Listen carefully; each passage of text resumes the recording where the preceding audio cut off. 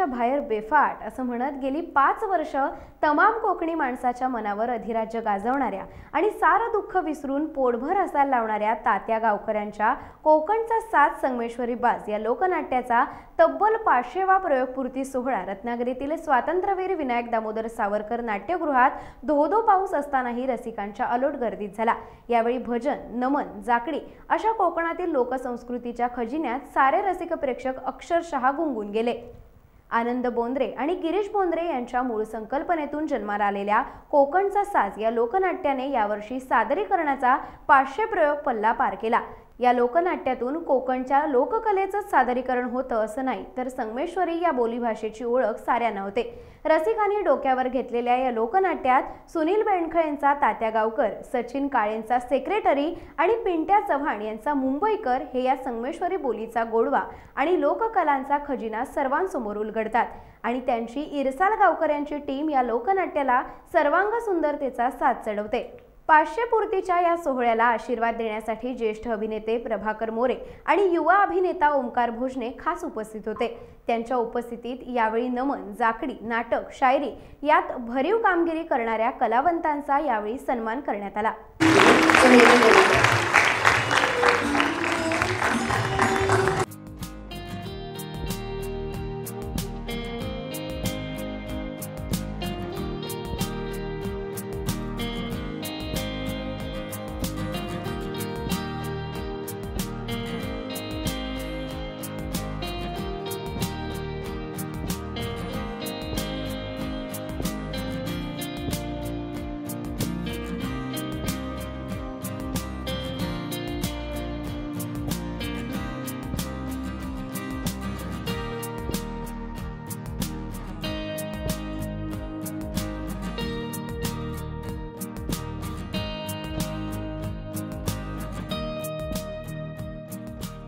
कोकणचा साज संगमेश्वरी बाज या आपल्या संपूर्ण टीमचे मनापासून आभार आणि आपल्यालाही मनापासून की म्हणजे येत असताना येईपर्यंत असं होतं की अर्थात प्रेक्षकांची कशी साथ असेल, पण आपल्याकडे तुडुंब ध्वनी कधी पण आणि प्रेक्षकांची गर्दी पण आपल्या पण मनापासून आभार। आपण लोककलेसारख्या एका मोठ्या चळवळीच्या उपक्रमात इतक्या प्रत्यक्षपणे सहभागी होत आहे। मी अगदी म्हणजे कागद काढताना माझा हा विचार होता की मी लोककलेबद्दल ज्याला सर्च करतो, पण आजची जी जेनझी जी आपली पिढी आहे ते लोक लोककलेविषयी जर सर्च करत असतील तर ते गुगलवरती काय मिळतं, तर मला अगदी थोडक्यात म्हणजे हे काही वेगळं असं नाही, पण त्यांच्यापर्यंत जी माहिती पोहोचते ती अशी की उदाहरणार्थ नमन सारखा एक लोककला प्रकार आहे जो ट्रेडिशनल फोक आर्ट फॉर्म आहे, जो फक्त आणि फक्त जगात कोकण रिजन, महाराष्ट्र, इंडिया आपल्या भागात आढळतो आणि प्रचलित आहे, म्हणजे जी आपली पूर्ण ओळख आहे। आणि शिवाय आम्ही जे कोणी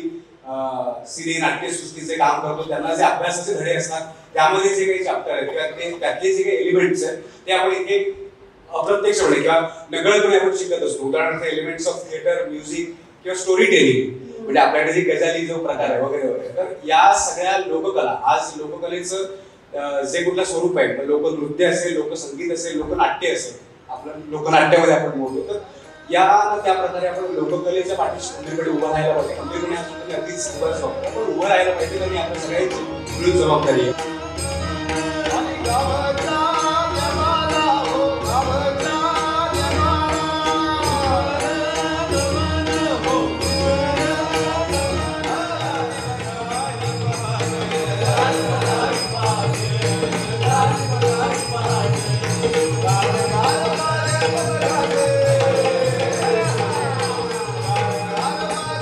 मला कळलेलं आहे की काय होतं शेवटी भाऊ, माणसं मोप जमलेली असली की काय होतं, एक हसायला लागला ना की बाजूचा हसायला लागतो। मूळ कसा आहे, तो का असतो, आपल्या बाजूचा असतो, आपण पण हसायला हवं म्हणून असतो।